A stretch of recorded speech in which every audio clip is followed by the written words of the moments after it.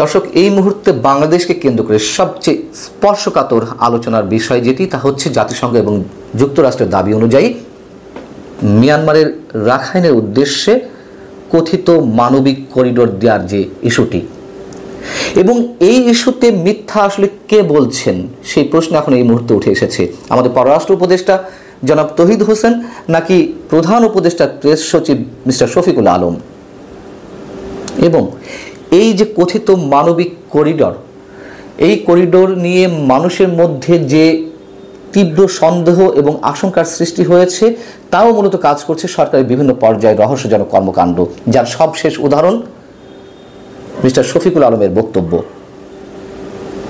দুদিন আগে যেখানে আমাদের পররাষ্ট্র উপদেষ্টা বললেন যে মানবিক করিডোর দেওয়ার বিষয়ে সরকার নীতিগতভাবে সিদ্ধান্ত নিয়েছে, সেখানে প্রধান উপদেষ্টা প্রেস সচিব বলছেন সরকার জাতিসংঘ বা অন্য কোনো সংস্থার সঙ্গে তথাকথিত মানবিক করিডোর নিয়ে কোনো আলোচনা করেনি।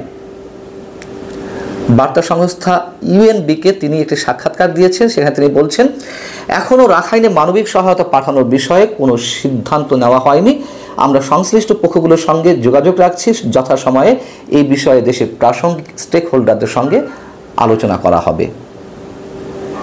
ইউএনবির এই সাক্ষাৎকারটি তিনি আবার তার নিজের ফেসবুক পেজে আপলোড করেছেন। বেশ ভালো কথা। অথচ আমাদের পররাষ্ট্র উপদেষ্টা গত 2 দিন আগে সচিবালয়ের সাংবাদিকদের প্রশ্নের জবাবে কি বলেছিলেন, তার বক্তব্যটুকু আবারও হুবহু আপনাদের সামনে তুলে ধরছি, একটু মনে করিয়ে দেওয়ার চেষ্টা করছি। তিনি বলছেন যে এতটুকু আপনাদেরকে বলতে পারি, নীতিগতভাবে আমরা এতে সম্মত, কারণ এটি একটি হিউম্যানিটেরিয়ান প্যাসেজ, মানবিক সহায়তা সরবরাহের পণ্য সেখান দিয়ে যাবে, কিন্তু আমাদের কিছু শর্ত রয়েছে, সেই বিস্তারিততে আমি যাচ্ছি না। সেই শর্তাবলী যদি পালিত হয়, আমরা অবশ্যই জাতিসংঘের তত্ত্বাবধানে সহযোগিতা করব। এই শর্তের বিষয়টি নিয়েই প্রশ্ন তুলেছিলাম যে গোপন সেই শর্তগুলো কি। বর্তমান অন্তর্বর্তী সরকারকে দীর্ঘস্থায়ী মেয়াদে টিকিয়ে রাখার সাপোর্ট যুক্তরাষ্ট্র করে যাবে, সেজন্যই আমরা শর্তগুলো ডিসক্লোজ করার দাবি জানাচ্ছিলাম। যাই হোক, এখন তাহলে আমরা কার কথা বিশ্বাস করব? প্রথমত, আমি পররাষ্ট্র উপদেষ্টা তৌহিদ হোসেনকে আমি যতটুকু ব্যক্তিগতভাবে চিনি এবং জানি, তাতে নিশ্চয়ই এটি সবারই কথা যে এই বিষয়ে কথা বলার মতন সবচেয়ে বেশি কনসার্ন ব্যক্তি পররাষ্ট্র উপদেষ্টা নিজে, এবং যিনি এই বিষয়ে যথাযথভাবে তথ্য তুলে ধরতে পারেন। দ্বিতীয়ত, তিনি নিজেই একজন অভিজ্ঞ কূটনীতিক এবং সাবেক পররাষ্ট্র সচিব। তৃতীয়ত, তিনি কথা বলেন খুব মেপে এবং মার্জিতভাবে, এবং রিয়েলিটির মধ্য থেকে তিনি কথা বলার চেষ্টা করেন। কোনো ধরনের হাইপোথেটিক্যাল কথা তিনি কখনো বলেন না, আমি ব্যক্তিগতভাবে তাকে যতটুকু জানি। আর শফিক সাহেব এ পর্যন্ত যা বলেছেন তার অসংখ্য বিষয় মিথ্যা প্রমাণিত হয়েছে। তার কথাবার্তায় সাধারণ মানুষ বিরক্ত, এবং সাম্প্রতিক সময়ে বিমস্টেক সম্মেলনে ভারতের প্রধানমন্ত্রী এবং আমাদের প্রধান উপদেষ্টার মধ্যে যে কথাবার্তা হয়েছে, তিনি নিজে তার ফেসবুক পেজে যা তুলে ধরেছেন যা কিছু, এবং গণমাধ্যমের সামনে যা কিছু বলেছেন দুই নেতার মধ্যে বিভিন্ন আলোচনা প্রসঙ্গে, তা অনেক ক্ষেত্রে অসত্য প্রমাণিত হয়েছে, বিভিন্ন জায়গা থেকে প্রতিবাদ উঠেছে। এবং প্রধান উপদেষ্টা আল জাজিরার সঙ্গে যে কথা বলেছেন সাবেক প্রধানমন্ত্রী শেখ হাসিনা ইস্যুতে, যে ভারত এতে কর্ণপাত করতে চায়নি, তিনি যা বলা বলে যাবেন শেখ হাসিনা, কিন্তু শফিক সাহেব কি বলেছেন তা নিশ্চয় মনে আছে আপনাদের। এবং পাশাপাশি কাতার সফরের বিষয়ে তিনি যেসব কথাবার্তা গণমাধ্যমের সামনে বলেছেন এবং তার ফেসবুকে বলেছেন, বিভিন্নভাবে বলেছেন, সেগুলো বিভিন্নভাবে অসত্য প্রমাণিত হয়েছে। এর আগে আপনাদের সামনে আমি বলেছি। এখন বিষয় হচ্ছে যে শফিকুল আলম যে বলছেন যে যদি জাতিসংঘের নেতৃত্বে রাখাইনে মানবিক সহায়তা দেওয়ার উদ্যোগ নেওয়া হয়, তবে বাংলাদেশ তাৎপর্যপূর্ণভাবে লজিস্টিক সহায়তা দিতে প্রস্তুত। এই যে সরকারের প্রস্তুতির কথা বললেন, তার কথাবার্তার মধ্য দিয়েই তো প্রমাণিত হচ্ছে যে তিনি কতটা সত্য গোপন করছেন, এবং সরকার যে প্রস্তুত আলোচনা হয়েছে বিভিন্ন ক্ষেত্রে, সে বিষয়টি তো বেরিয়ে আসে। আলোচনা হয়নি বলতে শফিকুল আলম কি বোঝাতে চেয়েছেন? এই যে মার্কিন হাই প্রোফাইল টিম বাংলাদেশ সফর করে গেল,